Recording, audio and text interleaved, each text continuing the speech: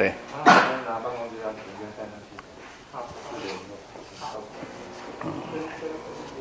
这没有讲英文啊，Yeah。啊。You're kidding? Maybe. Maybe, huh? I think he learned some Chinese language. Oh, okay. This is it.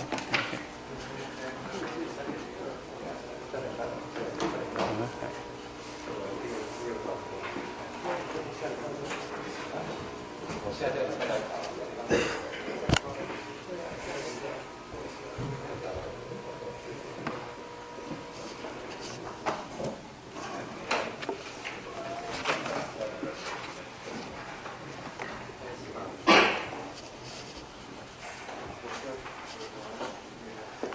所以你说这个不少学生是有一些 background 是吧？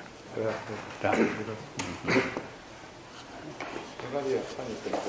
好，知道，对，就是你要是，可以啊，你可以。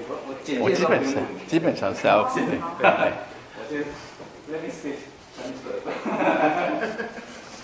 Should be will be exempt from giving lectures, but I'm happy to.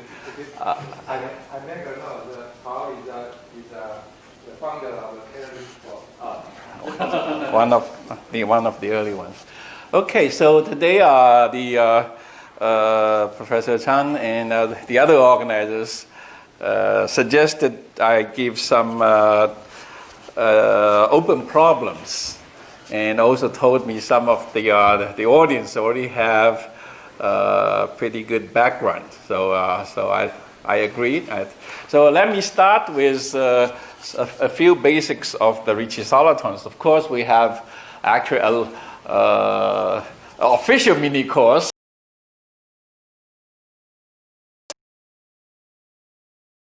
I'll refer to his.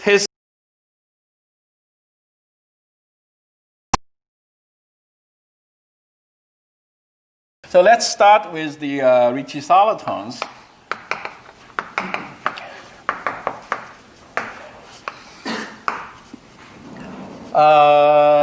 So Ricci Soliton, the concept was introduced by Hamilton in mid 80s. Actually, was essentially appeared when he studied Ricci flow on Riemann surfaces, two-dimensional ones, because his first paper on three manifold was all maximum principle and converge to the quotient of S3. So actually, soliton concept didn't appear. But once you study the Riemann surface, and later on in the Kähler geometry, Kähler Ricci flow, then turns out the concept of soliton appears.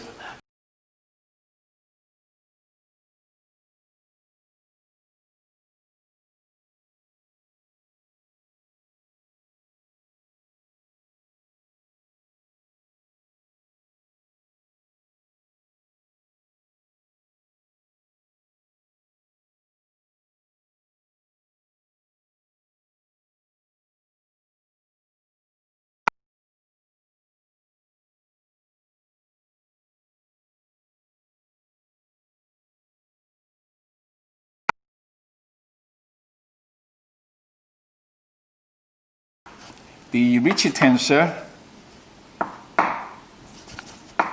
plus the Hessian of F. So here Ricci is the Hamilton's notation that we many follow from, different from Riemannian geometry, will be at I, is going to be proportional to the metric G, right? Well, so rho is a constant. So this is the defining equation called. So that's the one. All right. Yeah.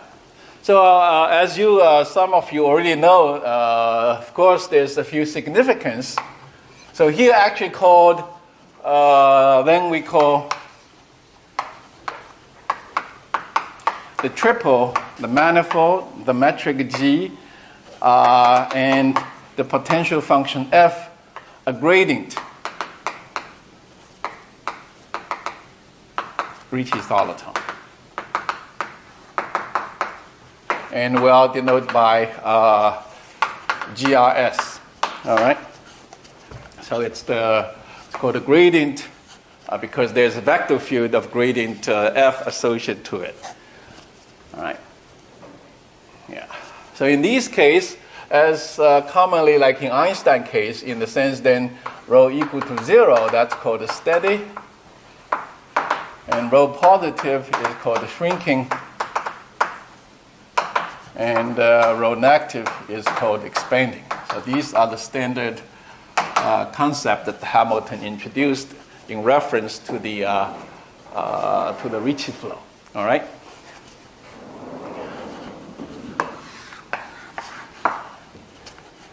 So I'll quickly mention a few why we study this one, so that in case there's the audience, the significance mostly is this is associated to Ricci flow. So first of all, this is self-similar. Like in mean curvature flow, like in the other flows, these are self-similar solutions. Self-similar solutions to Hamilton's Ricci flow.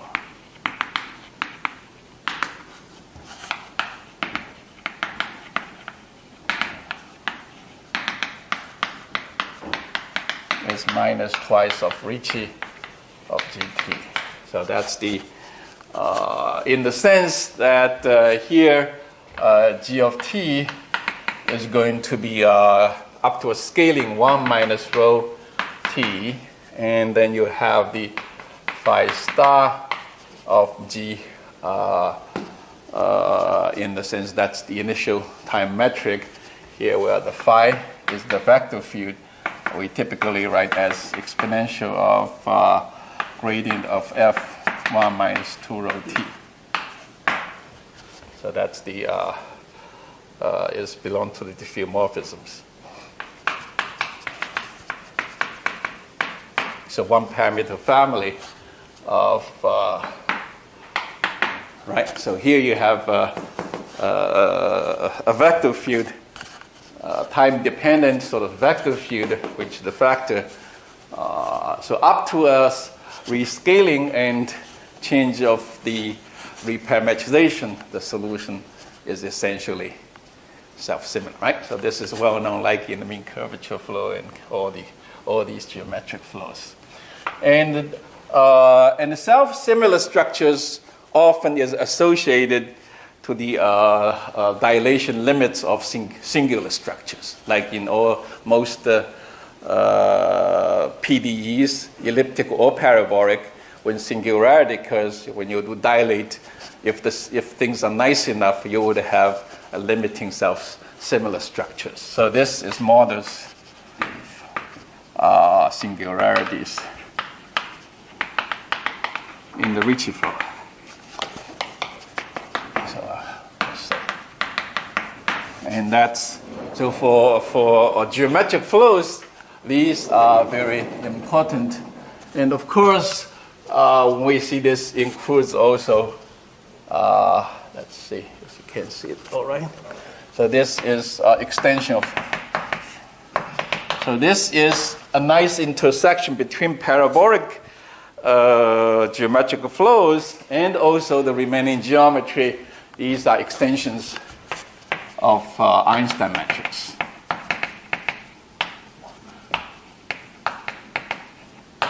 So in the sense, some type of problems could be motivated from Einstein geometry, right? Because after all, here you have, this is a larger family, including Einstein metrics, in the sense that when the potential function f is equal to constant, or more generally, the Hessian of f is equal to 0, then these are reduced to the Einstein. Okay, so these, including the Einsteinian big family, of course, Einstein metrics has a long history. So for Ricci Solitons, sometimes we like to study when f is non-trivial, when this is not equal to 0. So in that sense, Einstein is a important special class of Ricci Solitons, gradient Ricci Solitons. So F here is the potential function. So we have for F, it's the potential function of the Ricci Soliton. Okay, so these are some of the, probably most, one of the significant, hopefully, parts that we study these things. All right, so that's so we quickly mention some special examples before we move on to the more general questions. And of course, you would have the first class typically is the Einstein manifolds.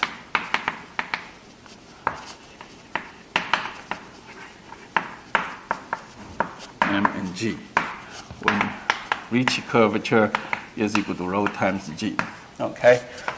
The second one is also in the sense it's the Rn, the Gaussian soliton. That's the familiar.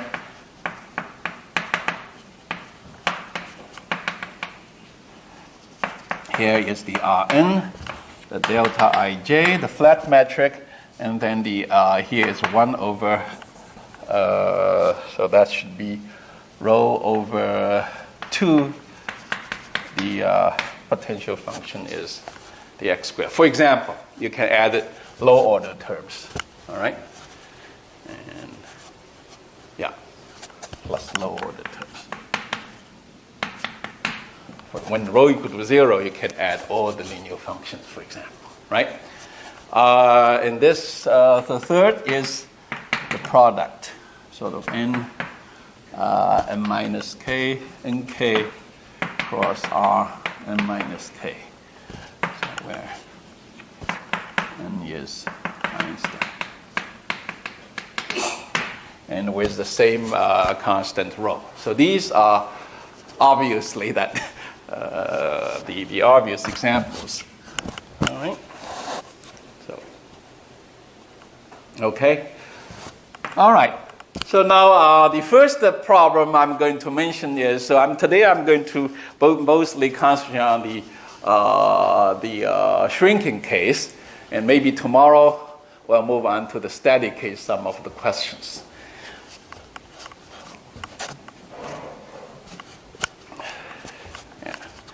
So the first question is about classification. So today, well, maybe also I need a few more basic equations. So maybe I move on is some basic equations.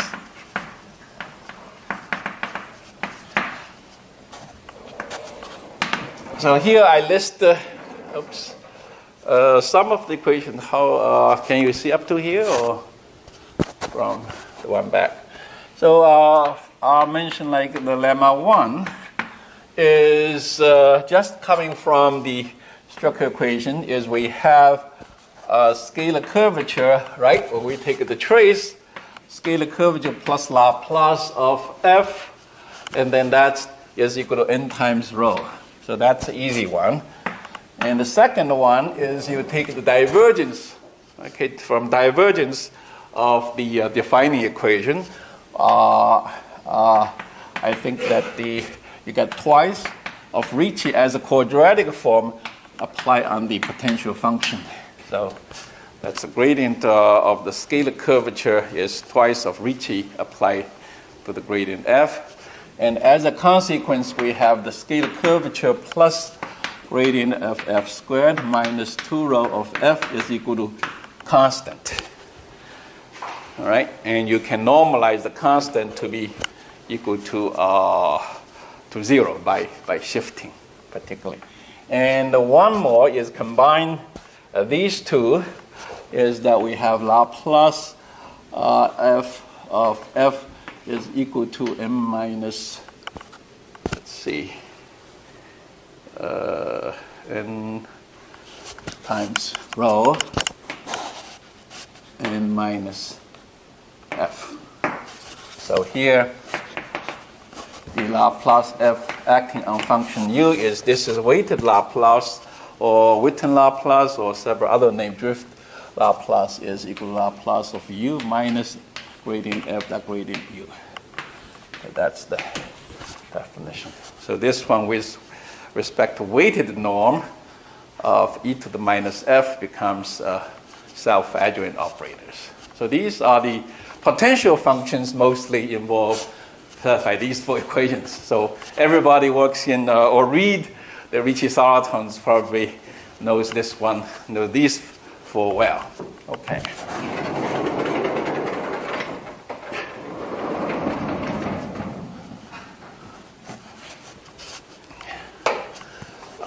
The other equations that you are most likely going to also see from a video's talk, other talk.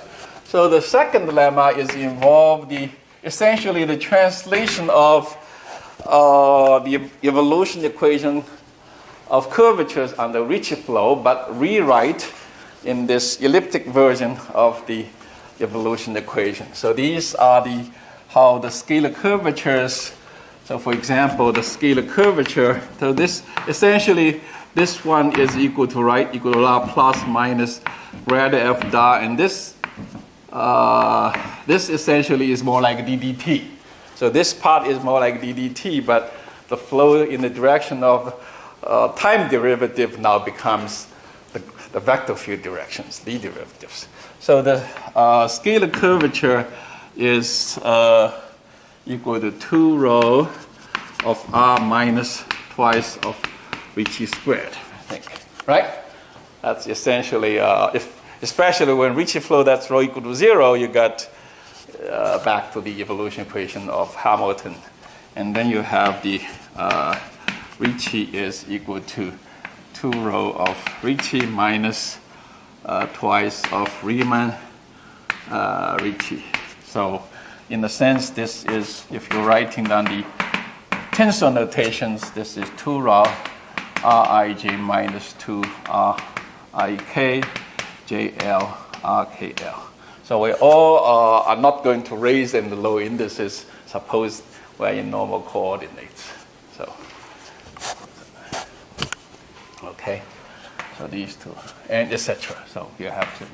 So these are the basic evolution equations. So the third one is the entire curvature operator is going to be 2 rho Riemann minus, say essentially Riemann star Riemann. So these are quadratic in curvatures.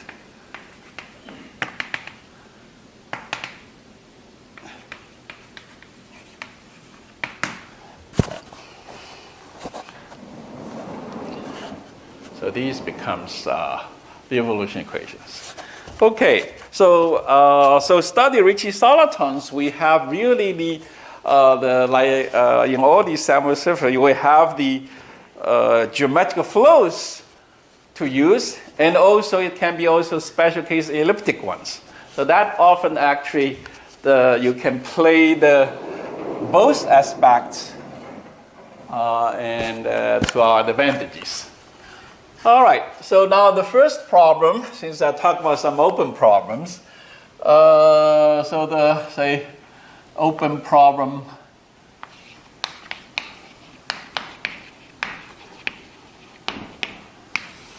and this is mostly motivated by the progress in classification in start from Hamilton, IV, Paraman, etc., and also very much recent works of Japin and Ovidio Montiano.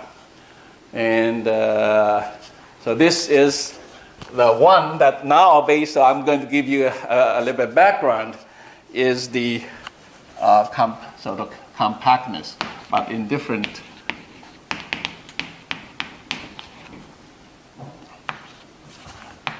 complete shrinking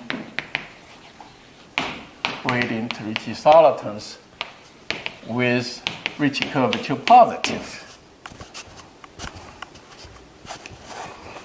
So let's give a little bit history. And the best result now is just recent works of Japin and Ovidio. So the history goes the following, and then we see what's the statement. All right, history is the following. When n equal to 2, that goes to Hamilton. Probably this will be, this is exactly around 85, that when he studied the Riemann surface Ricci flow on there. So essentially here is, these are classifications. So if M2 GIJF is a 2D shrinking Ricci Soliton, then it is either S2, RP2, or a finite quotient.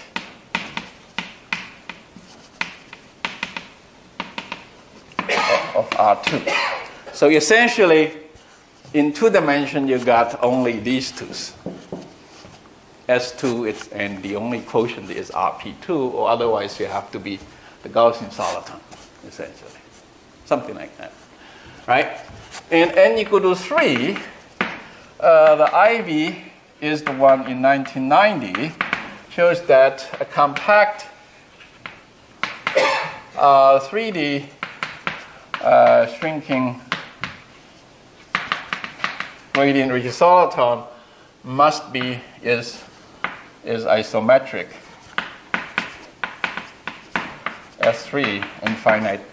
It's a quotient. So this is the consequence of the so-called famous Hamilton-Ivy pinching results. On one hand, curvature has to be pinched towards constant curvature, but this is self-similar solution, so you have to be constant around all along. And then the next comes the Paraman. And Paraman's work in 2003 really made the Ricci Solitons much more attractive and attract a lot of attentions. If you look at if you check, try to find out Ricci Soliton papers before Paramans, there's not too many, right? I didn't count, but I probably will be maybe either single digits or up to like a dozen or so, maybe. But afterwards, now it has been exponentially grows. So in that sense, the one this we know is that his result is if M3 Gij and F is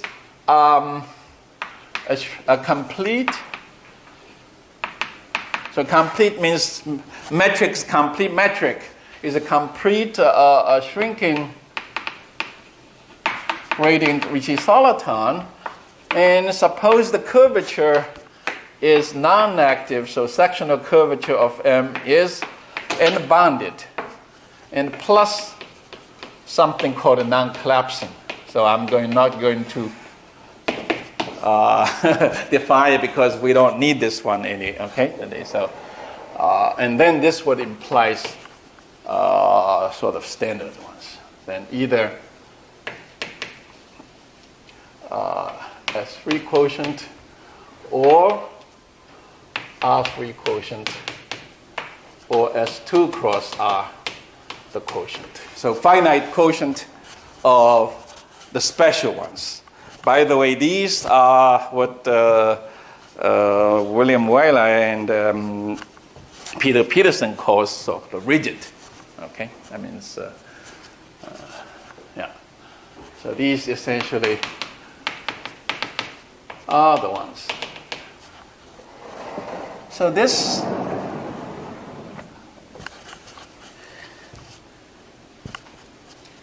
And the Paraman's proofs are quite geometric in the sense is basically you examine how the infinity look like. So suppose his proof is by, so essentially one of the consequences, so in particular,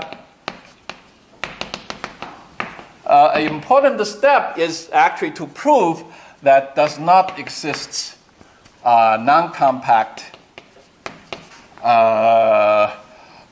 M3 GIJF with the strictly positive sectional curvatures and bounded. Actually, this is a key step in order to prove that, because once you rule out this, the rest is by splitting theorem, essentially. Because if it's non-negative and not strictly positive, then you either have to be positive everywhere in the compact, then goes back, or you have to split into the flat factors. Yeah, so this is the one. Okay. So his proof is basically by contradiction, take a sequence of points going to infinity, and you just, without rescaling, you just, because curvature is bounded, and that's why he needed non-collapsing. So injectivity radius has a bound, and the limit is a proof that it's a round cylinder. And then the level surface of F will be strictly convex, and outside the compact set, there's no critical points because curvature is bounded. So you can see that once curvature is bounded here, and maybe we write it down. The defining function now is Ricci plus the F is equal to 1/2 of G. So in particular, we have is scalar curvature plus grad F squared. If we normalize C to be 0, this will be equal to F. Okay, so take C equal to 0 by shifting the constant. And now this is positive or non-negative. This is positive, and this is going to be positive. He proved later on that this potential function has the quadratic growth under the bounded curvature. So actually outside the compact set, now this is bounded. This is a quadratic row. So the gradient F has no critical points outside the compact set. And the level set is very much close to the convex surface. And he shows that towards infinity, how the area, you can estimate how the area looks like and how the curvature decays and violates Gauss-Bonnet. So that's a very interesting argument. There are other arguments. So, yeah. So later, of course, we now that this is one. Later one that removed, so the condition can be removed in the sense me and Warlock, and then myself and Binlong Chen and Xiping Zhu plus work. These implies that this can be removed. The assumption.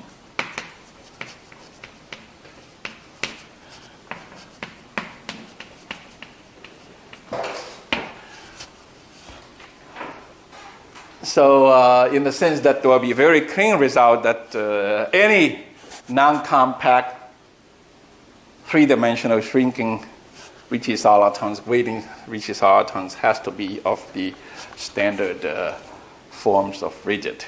So here the crucial fact is Binlong Chen's result that the curvature has to be automatically non-negative. That actually is the key fact.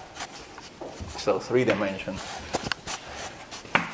Yeah, and these are all in 2008.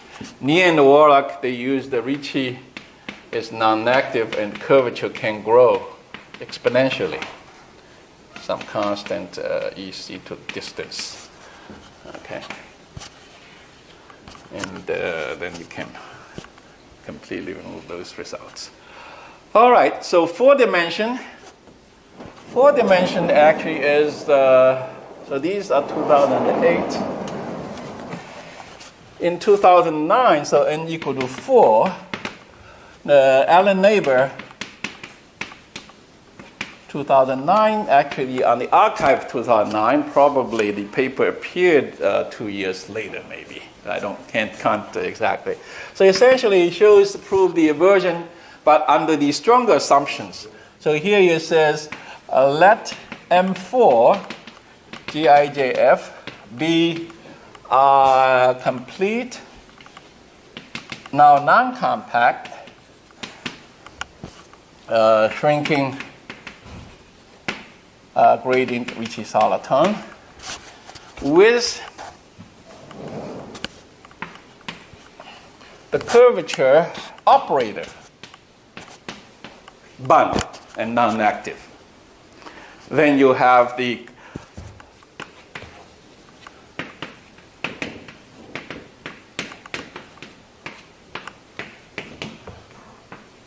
either R4 quotient or S3 cross R quotient or S2 cross R2 quotient. And I think that's it, right? Yeah. Now here Riemann positive is so-called curvature operator positive. So this is curvature operator positive, which is from two forms to two forms. So stronger than sectional curvature positive. Okay, so that implies the sectional curvature is something.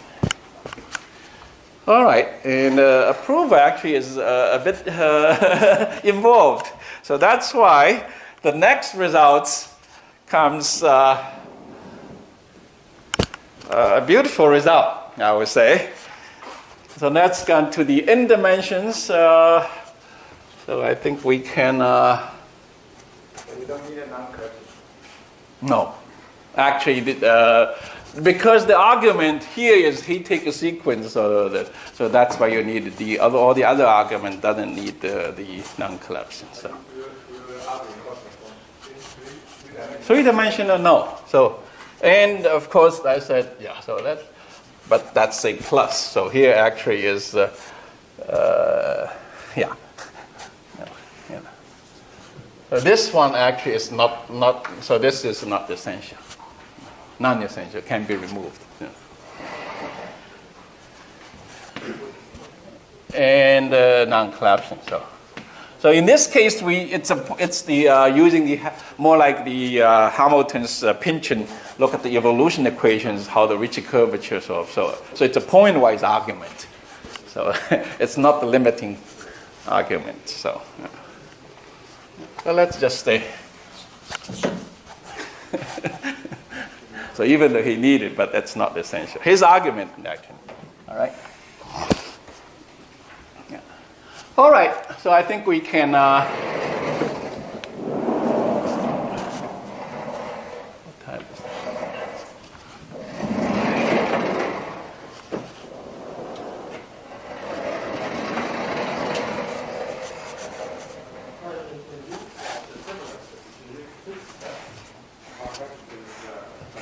F actually, it's not unique. You mean it's F? F is only the equation, so it's not necessarily unique. So there exists an F. There exists some F, yeah. Well, of course, if it's compact, it's differed by a constant, have to be, in the sense. In non-compact case, not necessary. Like on Rn, it's clearly original unique. You can add all the lower order terms, linear functions and constants and other things. So in general, but on the other hand, if you had these two, is there any general results? Not so. This basically Hessian will be 0. So that actually is put some strong restrictions. So essentially, any two, the difference will be the Hessian will be identically 0. So that actually is, yeah. Right. Okay, now moves to the, so after Neighbor's work, clearly we want to ask for dimension 5 or more.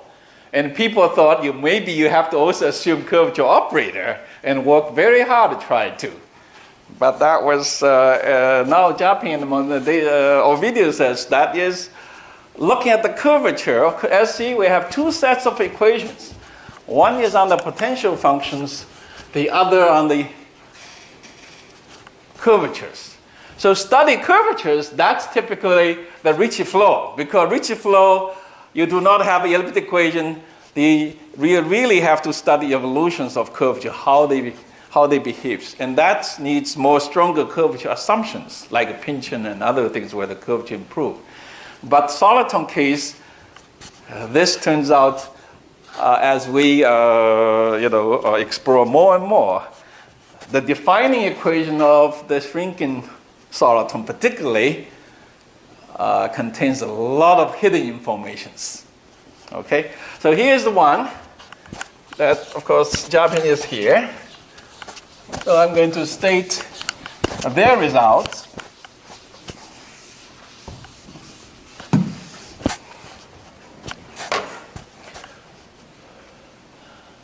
So here's the theorem.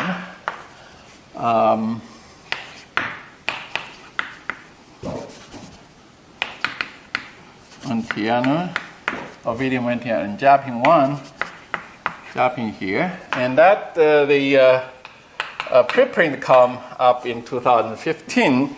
I think it's maybe just appeared in JDG, or it's going to.